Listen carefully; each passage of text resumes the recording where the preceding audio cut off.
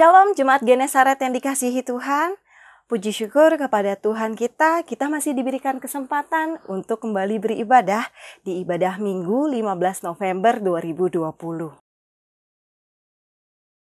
Mazmur 52 ayat yang ke-10 sampai ke-11. Tetapi aku ini seperti pohon zaitun yang menghijau di dalam rumah Allah. Aku percaya akan kasih setia Allah untuk seterusnya dan selamanya. Aku hendak bersyukur kepadamu selama-lamanya, sebab engkaulah yang bertindak. Karena namamu baik, aku hendak memasyurkannya di depan orang-orang yang kau kasihi. Mari jemaat sekalian, kita mau sama-sama siapkan hati kita untuk memulai ibadah kita pada hari ini. Mari kita mau bersama-sama bersaat teduh.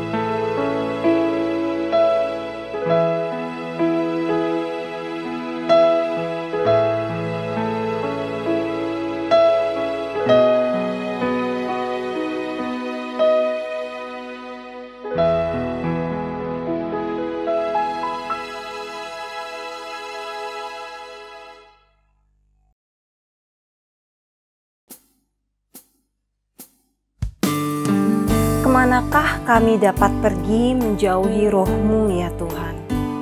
Sebab sungguh begitu besar kasih setia-Mu di dalam hidup kami.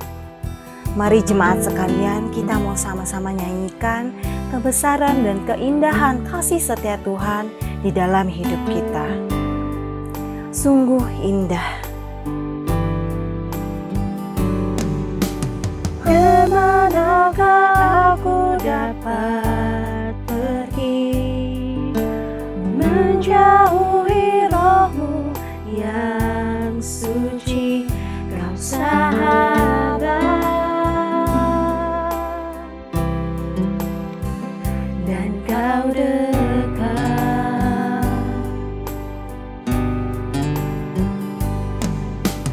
Bahkan seluruh pengabdianku tak bisa membalas kesetiaan-Mu, sungguh mulia dan berharga.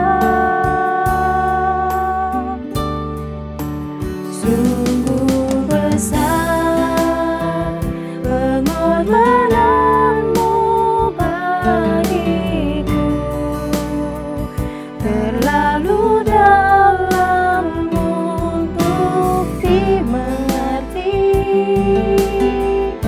Sungguh besar, sungguh indah yang Kau pikirkan tentangku, tak terselali bagiku. Sungguh indah. Benar Tuhan, bahkan pengabdian kami tidak akan pernah cukup membalas kasih setia-Mu. Bahkan seluruh pengabdianku tak bisa membalas kesetiaan-Mu, sungguh mulia dan berharga. Sungguh besar pengorbanan-Mu bagiku,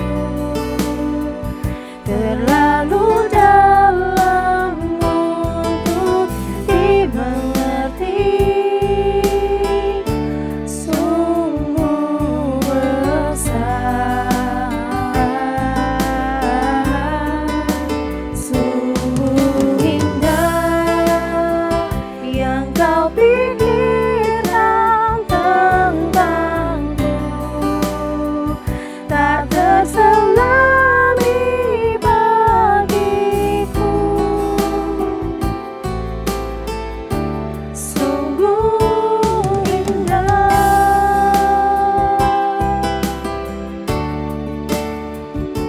Benar Tuhan, begitu besar, begitu indah kasih setiamu di dalam hidup kami Tuhan. Terima kasih Tuhan, terima kasih. Kami bersyukur punya Allah yang seperti Engkau.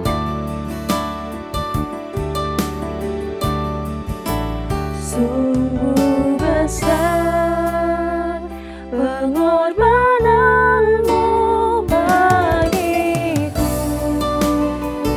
terlalu dalam untuk dimengerti. Sungguh besar, sungguh indah yang kau pikirkan tentangku tak terselami bagiku. Sungguh indah, sungguh indah, sungguh indah.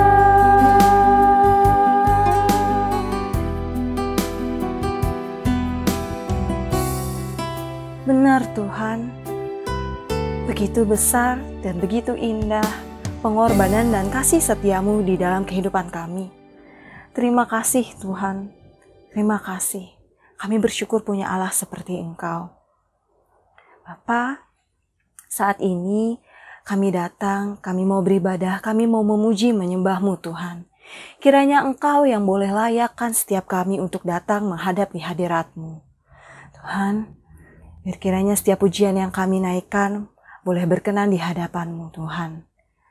Dan juga kiranya Engkau yang boleh urapi hamba-Mu yang nanti akan menyampaikan firman-Mu. Biar setiap firman yang disampaikan boleh kami dengar, kami mengerti, dan kami lakukan di dalam kehidupan kami. Kami mau serahkan ibadah kami ini dari awal hingga akhirnya hanya ke dalam tangan-Mu. Di dalam nama Tuhan Yesus Kristus kami berdoa dan mengucap syukur. Amin.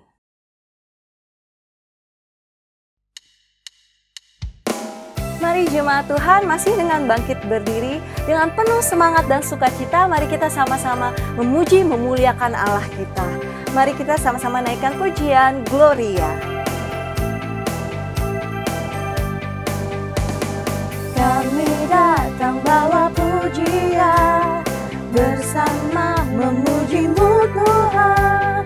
Satukan suara dan nyanyikan sorak kemenangan. Gloria,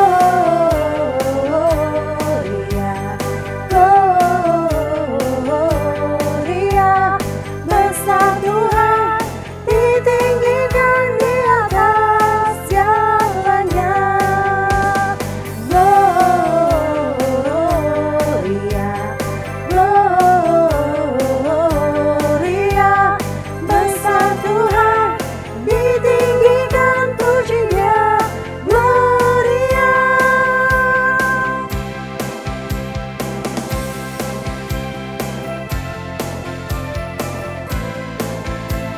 Mari dengan penuh semangat kita naikkan pujian ini sekali lagi. Kami datang bawa pujian bersama memuji-Mu Tuhan. Kami datang bawa pujian, bersama memuji-Mu Tuhan. Satukan suara dan nyanyikan sorak kemenangan. Kami datang bawa pujian, bersama memuji-Mu Tuhan. Satukan suara dan nyanyikan sorak kemenangan.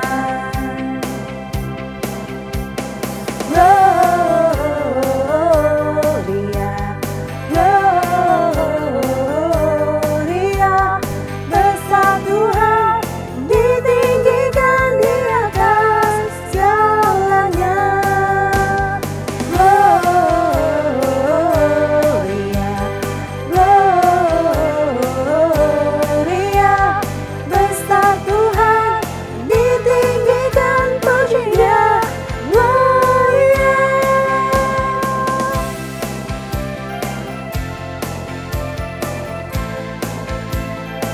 Mari kita serukan, we give you glory, we give you honor.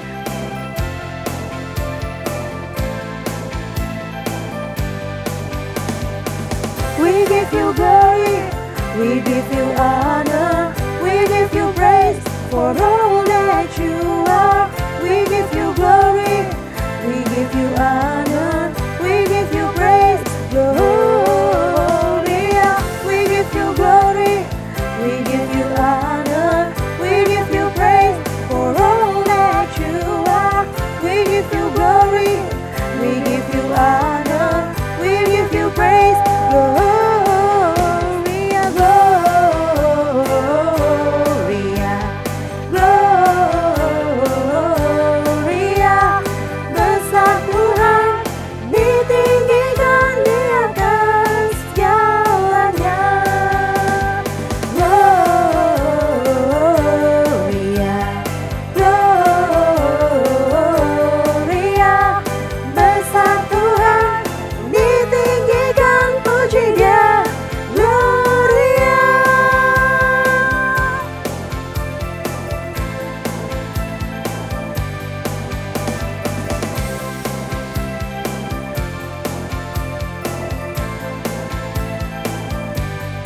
Gloria. Beri kemuliaan buat Allah kita.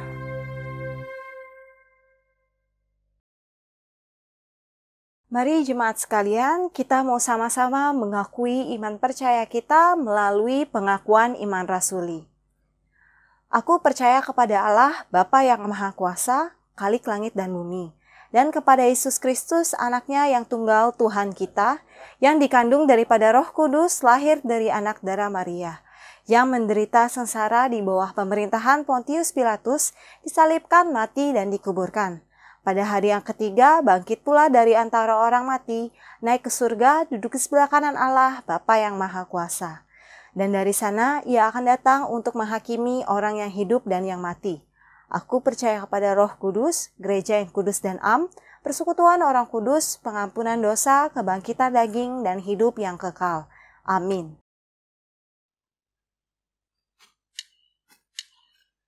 Memang tidaklah mudah untuk selalu hidup taat di tengah dunia yang penuh ketidaktaatan ini. Terkadang kita menjadi berkompromi dan terkadang membenarkan perbuatan yang sebenarnya tidak benar. Tetapi jemaat sekalian, marilah kita mau sama-sama terus belajar, kita mau sama-sama terus berjuang untuk hidup selalu menaati firman Allah. Sebentar kita akan mendengarkan firman Tuhan untuk hari ini. Mari kita siapkan hati kita mau fokuskan pikiran kita mau minta Tuhan untuk memenuhi kita dengan firman-Nya.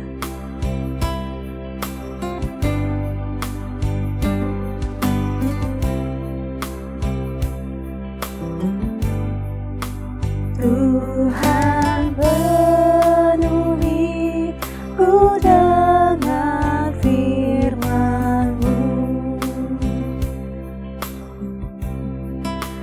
Tuhan penuhi ku dengan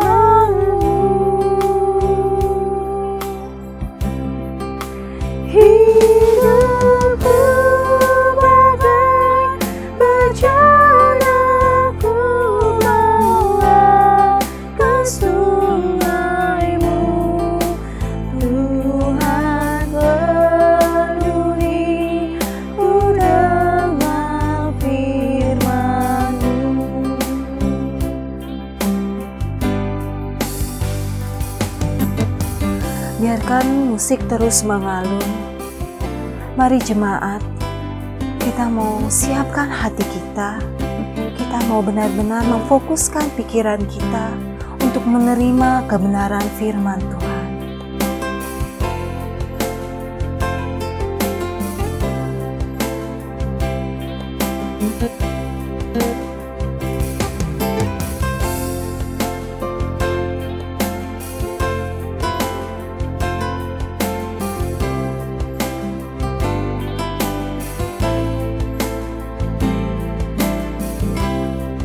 Mari jemaat, kita naikkan pujian ini sekali lagi. Tuhan, penuhi kami dengan firman-Mu. Tuhan, penuhi ku dengan firman-Mu. Tuhan, penuhi ku dengan firman-Mu. Hidupku bagai berjalan ku bawa ke sungai-Mu. Tuhan, penuhi ku dengan firman-Mu.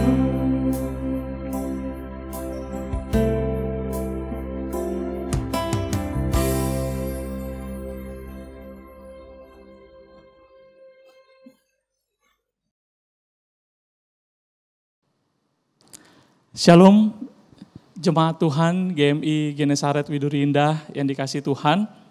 Kita bersyukur hari ini diberikan kesempatan kita untuk juga boleh beribadah kepada Tuhan. Dan kita akan merenungkan bersama bagian firman Tuhan. Tema yang diberikan bagi saya adalah ketaatan kita, ketaatan murid di saat ketidaktaatan. Ya, di dalam nats yang diberikan juga 1 Yohanes pasal 1 ayat yang ke-8 sampai ayat yang ke-10. 1 Yohanes 1 ayat yang ke-8 sampai ayat yang ke-10 saya akan bacakan bagi kita semua. Demikian bunyi firman Tuhan. Jika kita berkata bahwa kita tidak berdosa, maka kita menipu diri kita sendiri dan kebenaran tidak ada di dalam kita. Jika kita mengaku dosa kita, maka Ia adalah setia dan adil, sehingga Ia akan mengampuni segala dosa kita dan menyucikan kita dari segala kejahatan. Jika kita berkata bahwa kita tidak ada berbuat dosa, maka kita membuat Dia menjadi pendusta dan firman-Nya tidak ada di dalam kita. Satu bagian firman Tuhan lagi masih dalam 1 Yohanes pasal yang ketiga ayatnya yang ke-9 dan ayatnya yang ke-10. Dikatakan setiap orang yang lahir dari Allah tidak berbuat dosa lagi. Sebab benih ilahi tetap ada di dalam dia dan ia tidak dapat berbuat dosa karena ia lahir dari Allah. Inilah tandanya anak-anak Allah dan anak-anak iblis. Setiap orang yang tidak berbuat kebenaran tidak berasal dari Allah. Demikian juga barang siapa yang tidak mengasihi saudaranya. Baik saudara sekalian yang dikasihi Tuhan, sebelum kita jauh merenungkan bagian firman Tuhan ini, saya mengajak kita untuk bersatu di dalam doa.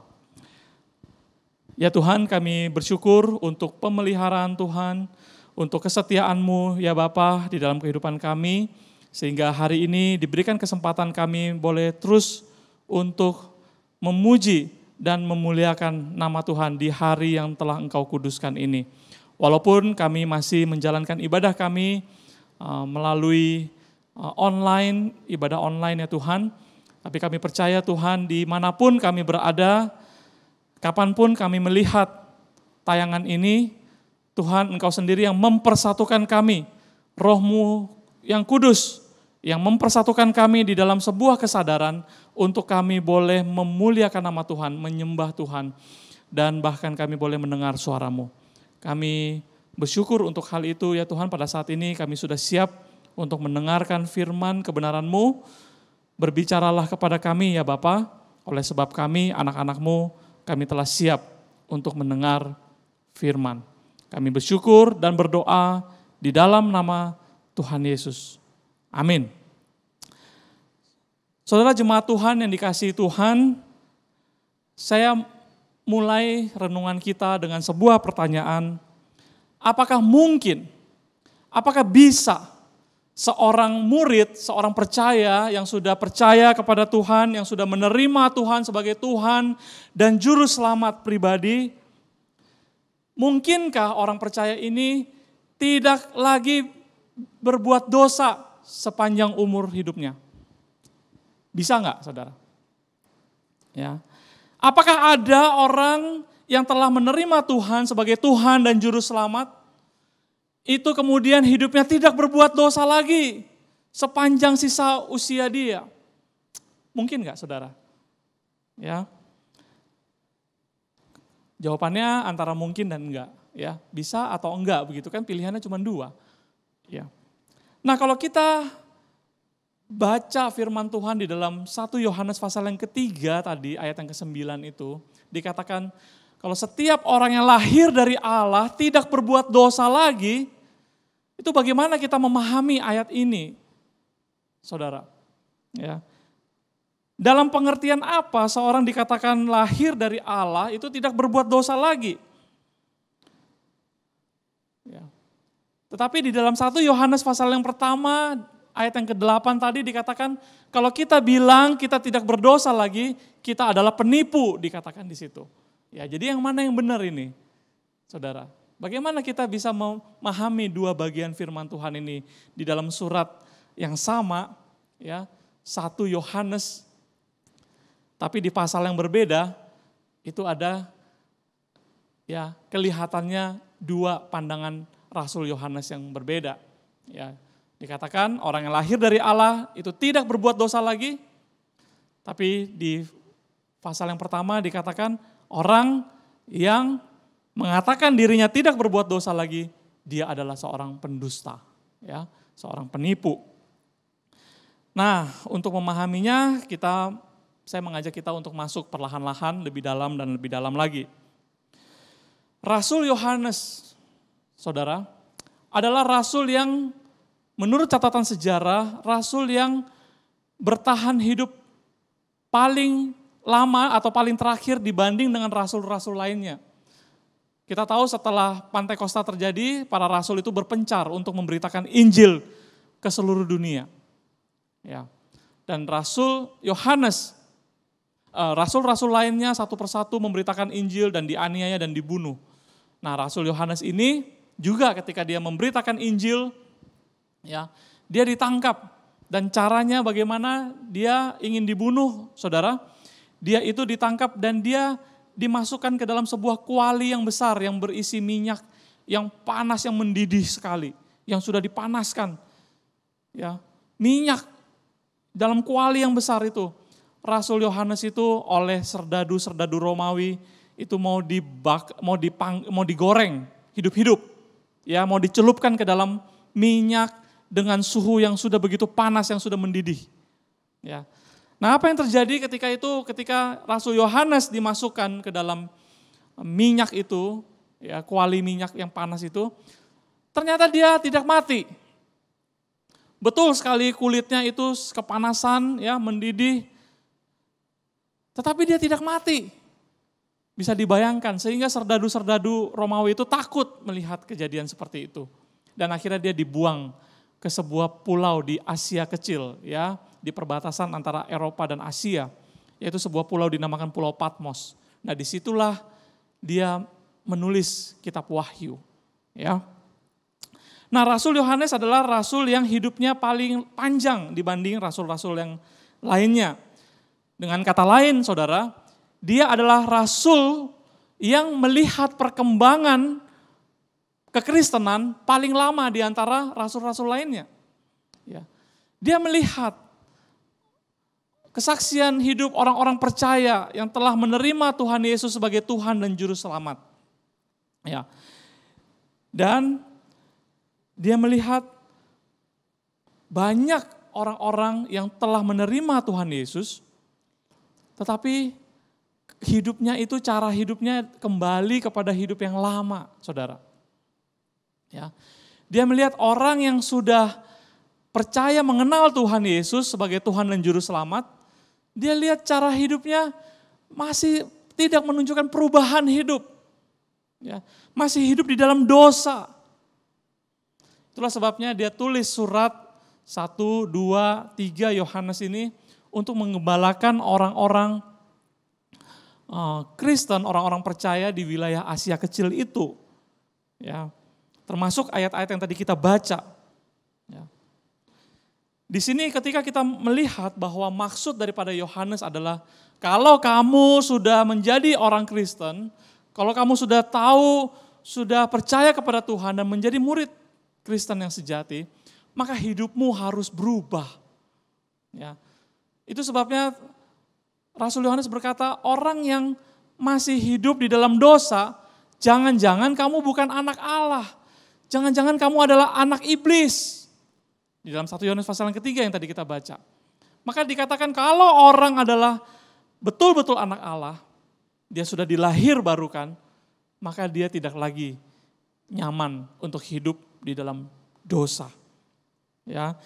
Dan jelas di sini ketika dikatakan orang yang lahir dari Allah tidak berbuat dosa lagi, maksud dari Yohanes bukan berarti orang yang sudah percaya Tuhan, dia bisa tidak berdosa lagi sepanjang umurnya, tetapi penekanannya di situ adalah bahwa orang yang sudah lahir baru, hidupnya harus berpadanan dengan Tuhan. Karena kita tidak diciptakan, kita tidak didesain untuk terus-menerus berbuat dosa. Tuhan punya rencana agar kita hidup di dalam gambar dan peta teladan Allah. Ya. Kita masih terus bergumul di dalam dosa. Tetapi ketika kita bergumul di dalam dosa, maka ada hal yang harus kita sadari sebagai anak Tuhan. Ya. Harus kita taati sebagai anak Tuhan. Ya, sesuai tema kita, ketaatan murid. Di saat kita tidak taat, kita harus sadari dua hal, saudara sekalian dikasihi Tuhan. Ya. Yang pertama adalah ketika kita masuk ke dalam pencobaan, kita tahu kita hidup di luar kehendak Tuhan, maka yang pertama kita harus sadar bahwa kita ini adalah anak Allah. Ya. Dikatakan setiap orang yang lahir dari Allah, itu berarti kita ini adalah anak Allah. Ya. Ketika kita tidak taat, ketika kita jatuh ke dalam dosa, maka yang pertama harus kita lakukan adalah kita sadar bahwa kita ini adalah anak Allah. Kalau dikatakan anak Allah, kita harusnya mirip kepada Allah.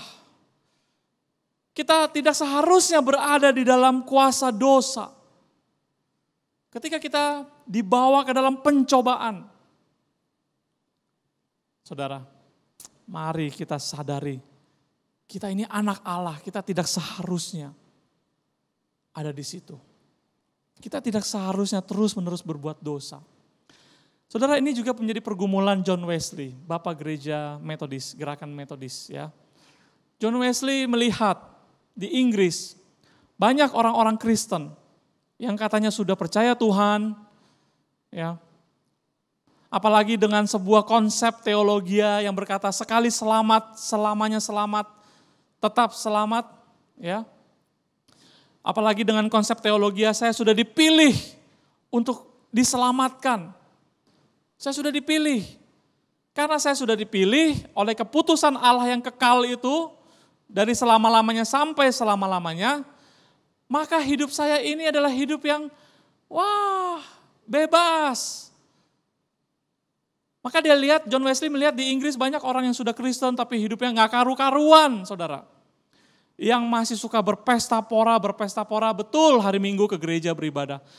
Keluar dari gereja melihat orang tidak berpakaian di depan gereja karena di musim dingin, karena orang miskin, ya di depan gereja minta sedekah, pakaiannya tipis.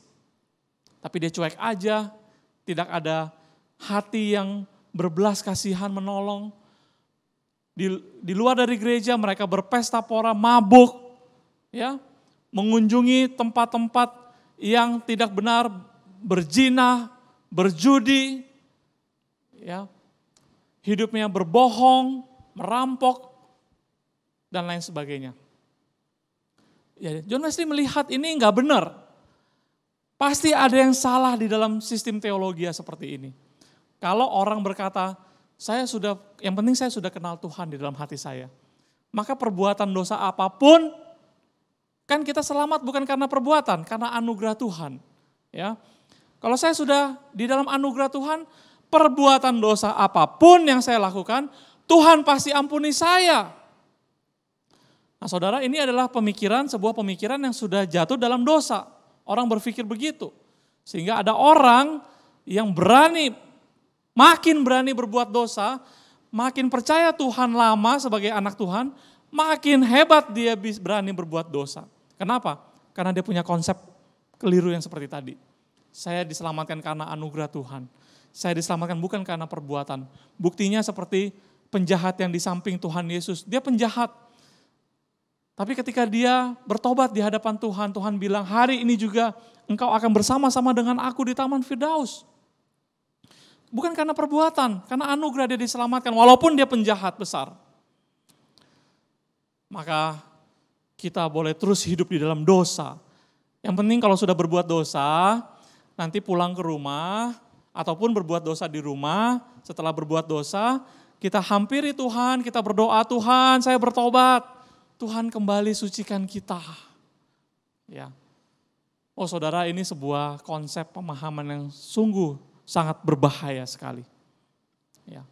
Bahkan ada seorang pemuda pernah berkata kepada saya, ya, Lause dia katakan, saya sudah jatuh ke dalam dosa tertentu. Ya, dia ceritakan kepada saya. Tapi dia bilang begini sama saya, saudara. Tapi bukankah Tuhan sudah menentukan sejak kekekalan bahwa hari ini, tanggal segini, jam segini, saya sudah ditentukan untuk berbuat dosa ini, bukan? Wah saudara, saya bilang, kamu punya pemahaman perlu diluruskan sedikit. Ya, pemahaman-pemahaman seperti itu. Saudara sekalian, betul kita selamat karena anugerah Tuhan. Tetapi anugerah Tuhan bukan kita akan kembali pakai, kita manipulasi untuk menjadi kesempatan kita untuk berbuat dosa lebih banyak lagi, saudara. Kalau benar demikian adanya, maka orang Kristen adalah orang beragama katanya, orang beragama yang paling berani melakukan kejahatan terjahat di seluruh dunia. Itu orang Kristen. Kenapa? Karena semua kejahatan apapun juga dia bisa lakukan, dia tinggal datang, berlutut, berdoa, minta Tuhan ampuni. Setelah selesai, besok dia bisa lakukan yang lebih jahat lagi. Saudara sekalian dikasih Tuhan, ketika kita menghadapi saat-saat kita dicobai, bergumul dalam pencobaan, maka bagaimana caranya agar kita kembali, dibelokkan kembali kepada Tuhan. Kita harus punya kesadaran, kita ini anak Tuhan. Anak Tuhan itu harusnya mirip orang tuanya, mirip bapaknya. Ya, like father, like son. Ya. Harusnya apa yang menjadi karakter Allah, kesucian, kekudusan, ya, ketaatan, kesetiaan, kebenaran, ya, kesukacitaan, semua buah-buah roh itu, karakter-karakter Allah, itu yang ada di dalam hati kita. Bukan hawa nafsu duniawi yang kita kejar di dalam dunia ini. Saudara sekalian dikasih Tuhan, yang pertama ketika kita masuk ke dalam pergumulan pencobaan, kita harus sadar bahwa kita adalah anak Tuhan. Yang kedua, saudara, ketika kita masuk ke dalam situasi ketidaktaatan kita, ketika kita jatuh ke dalam dosa, maka yang kedua kita harus sadar kalau kita ini adalah rapuh adanya. Ya. Kita ini rapuh. Saudara jangan bilang saya ini kuat. Sering kali orang yang merasa diri kuat, orang tersebutlah yang paling cepat duluan untuk jatuh ke dalam dosa. Karena dia merasa dia kuat. Ya. Saudara harus hati-hati sekali dengan keberadaan diri kita. Apa yang kita ingini di dalam hati, ya. Kita jangan selalu yakin kalau kita ini kuat, ya. Kalau saudara lagi iseng-iseng di rumah, nge-browsing HP, ya. Kalau saudara atau di YouTube, saudara itu pop up bagian-bagian yang tidak baik misalkan, ya, atau pembicaraan atau konten-konten yang negatif. Saudara jangan pernah berpikir bahwa kita ini kuat. Seringkali orang yang berpikir bahwa saya ini kuat, justru itulah kesempatan kita jatuh terlebih dahulu. Itu sebabnya ketika kita masuk ke dalam berbagai situasi pencobaan, maka harusnya kita sadar bahwa kita ini rapuh adanya. Kita harus sadar bahwa kita ini fragile. Fragile itu mudah sekali itu jatuh, ya. Dan kita hindari. Begitu kita lihat sedikit saja kita langsung hindari. Kita harus meyakini bahwa kita ini rapuh. Jangan kita yakini bahwa kita ini kuat. Kita pasti tahan cobaan. Saudara, pernahkah kita bayangkan kenapa Tuhan membentuk manusia, Tuhan menciptakan kita itu dari debu dan tanah. Ya. Ketika Tuhan membentuk kita, ya, ini produk terbaik nih, ciptaan terbaik dari semua ciptaan yang ada, dari material yang ada, ya, dari tumbuh-tumbuhan, dari daratan, pegunungan, lautan, ya, binatang-binatang yang merayap, yang terbang, yang di dalam air. Dari semua ciptaannya, Tuhan mau bikin the ultimate creation. Ciptaan yang paling ultimat, yang paling hebat. Coba saudara kita pikirkan, kalau kita disuruh buat ciptaan kita yang paling hebat, tentu kita akan pilih bahan-bahan yang paling hebat, bukan? Ya kan? Mungkin kita akan bikin kalau kita disuruh bikin sebuah karya yang paling kuat, paling hebat, paling berharga, mungkin bahan-bahan yang kita pilih itu bahan-bahan yang paling kuat, paling berharga. Misalkan dari permata, dari besi titanium, ya, yang tidak bisa berkarat, wah, dari serat karbon lah, apalah semuanya kita bikin. Maka dalam bayangan manusia yang hebat-hebat itu seperti itu. Ya, itu sebabnya superhero itu kan begitu kan. Wah, yang kuat, ya, yang bisa mengeluarkan tenaga. Tapi Tuhan ketika menciptakan manusia itu, Tuhan gak bikin kita seperti itu, saudara. Tuhan gak bikin kita bisa terbang, punya kekuatan dan lain sebagainya. Dan kuat sekali dan lain sebagainya. Tuhan bikin kita dari bahan baku apa, saudara? Dari debu dan tanah yang sangat rapuh. Yang kalau diuraikan begini, sekilas saja kelihatan, habis itu kita gak bisa lihat lagi, saudara. Kenapa Tuhan tidak bikin kita dari bahan baku yang kuat-kuat, yang hebat-hebat, yang keras-keras itu, saudara? Karena Tuhan punya tujuan. Ketika kita diciptakan dari debu dan tanah, Tuhan mau kita tahu bahwa kita ini adalah ciptaan yang rapuh, yang rentan. Dia mau mengingatkan kita untuk tahu diri, untuk kita rendah hati di hadapan Tuhan, saudara. Tuhan tidak bikin kita dari bahan baku yang hebat, yang kuat, untuk kita menjadi sombong. Tapi Tuhan mau kita itu hidup rendah hati. Selalu sadar, saya ini rapuh loh, saya ini apa? Saya ini hanya dari debu dan tanah. Dosa itu dimulai ketika manusia merasa kuat dan ingin lebih hebat dari Allah. Demikian juga banyak orang yang merasa kuat dan merasa hidupnya tidak perlu Allah. Ketika manusia sampai kepada titik itu, dia jatuh ke dalam dosa. Dia pasti terikat akan berbagai-bagai dosa. Ketika dia merasa saya kuat, saya gak perlu Tuhan. Waktu-waktu ini saya mau me time. Saya mau menikmati hawa nafsu saya. Di saat itu, saudara, kita sudah jatuh ke dalam dosa. Mari kita terus memelihara sebuah kesadaran, saya ini rapuh, saya ini lemah. Dengan cara demikian, saudara, maka kita akan berkenan ke hadapan Allah. Kita akan menghindarkan diri kita ke dalam berbagai-bagai pencobaan. Seperti doa Tuhan Yesus. Tuhan Yesus mengajarkan kepada kita dalam doa Bapa kami adalah doa yang paling indah.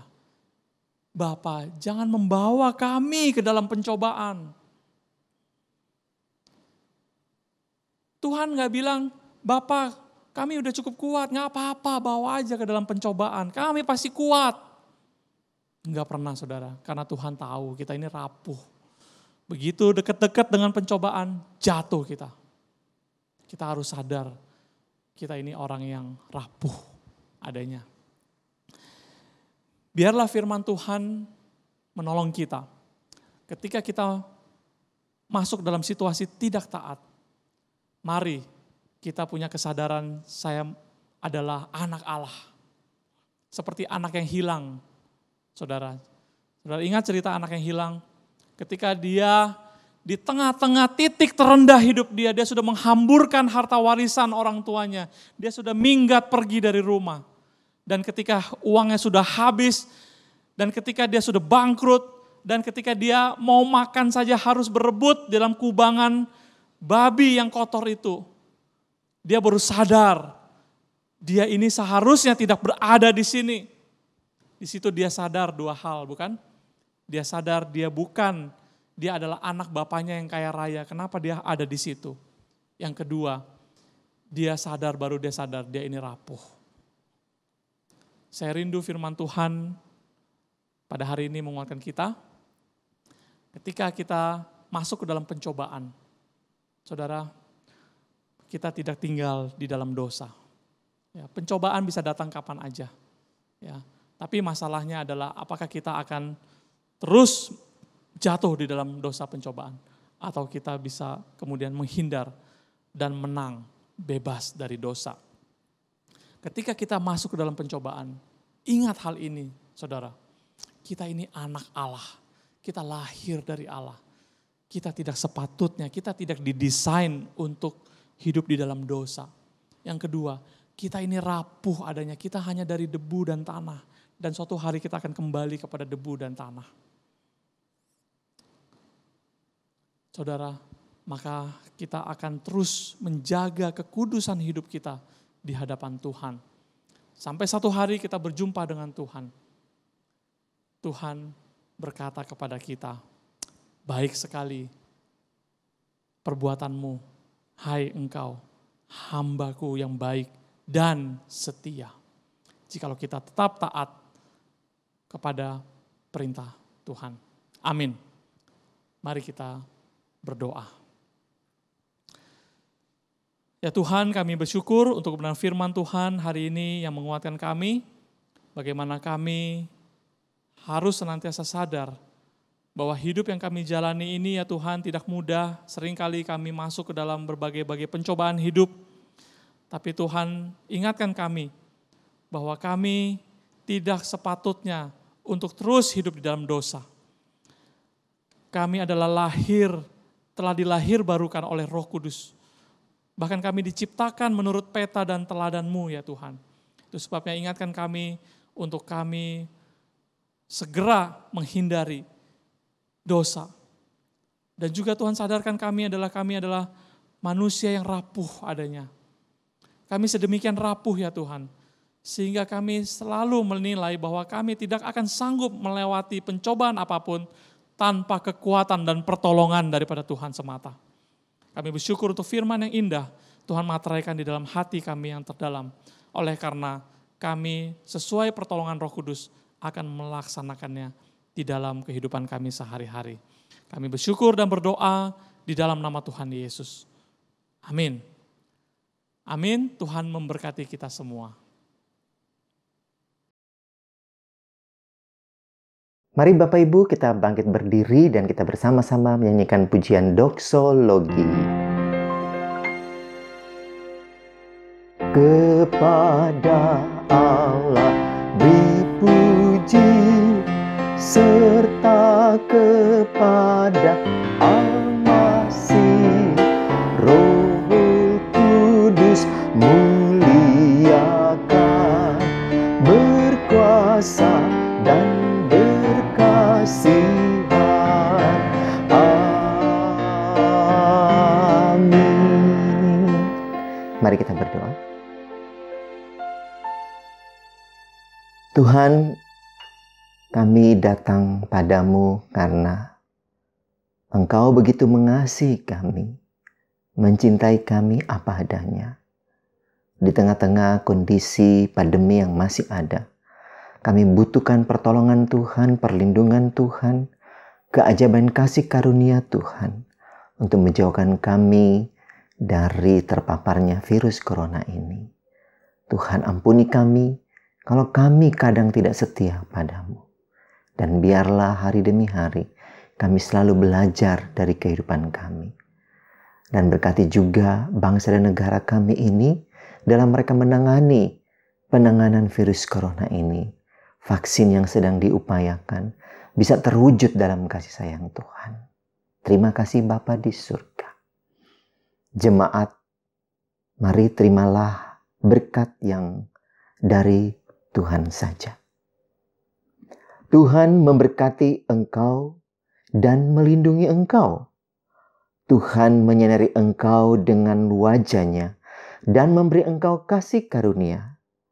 Tuhan menghadapkan wajah-Nya kepadamu dan memberi engkau damai sejahtera. Mulai hari ini, esok, sampai selama-lamanya. Amin.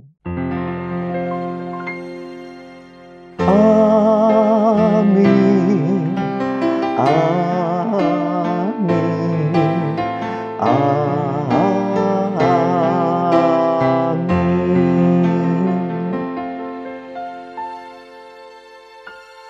Mari kita mengambil waktu teduh secara pribadi.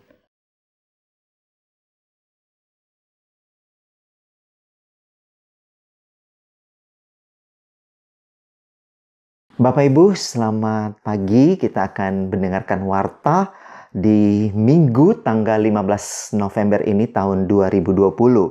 Dan kembali kami terus mengajak Bapak Ibu untuk mengikuti ibadah online seperti ini. Untuk di minggu yang akan datang pada tanggal 22 November, tema kita adalah murid di antara dua pilihan. Ikut diri sendiri atau kehendak Allah. Dan nanti akan disampaikan oleh saudara kita Contoh Budi. Dan ibadah ini Bapak Ibu bisa ikuti melalui channel YouTube GMI Genesaret. Dan kami ingatkan juga bahwa setiap Kamis kita ada doa malam. Dan untuk Kamis depan tanggal 19 November, kita akan bersama-sama kembali berdoa jam 19.30 dengan tema doa yang mencelakakan. Dan bagi Bapak Ibu yang punya pokok doa, mari bisa mengirimkan pokok doa itu kepada saudara-saudari Lia. Dan nanti kita akan mendoakan bersama-sama sebagai tim doa. Dan bagi Bapak Ibu juga yang ingin mempersembahkan persembahan syukur kepada Tuhan, Bapak Ibu bisa memberikan melalui nomor rekening yang ada ini. Dan bagi Bapak Ibu juga yang ingin berpartisipasi dalam pembangunan gereja kami, bisa menyalurkannya melalui nomor rekening yang ada ini. Dan bagi Bapak Ibu yang akan mempersembahkan pembangunan juga bisa dapat memberikan melalui nomor rekening yang ada, dan kami akan tayangkan kedua nomor rekening ini setelah ibadah selesai. Dan kami juga mengucapkan turut berduka cita kepada saudara kita William atas meninggalnya ibu dan neneknya yang terkasih. Tuhan memberikan kekuatan dan penghiburan bagi William dan keluarganya. Dan Bapak Ibu saya ucapkan selamat hari Minggu, selamat bersama dengan keluarga dan sahabat, dan Tuhan memberkati kita dimanapun kita berada. Haleluya. Amin.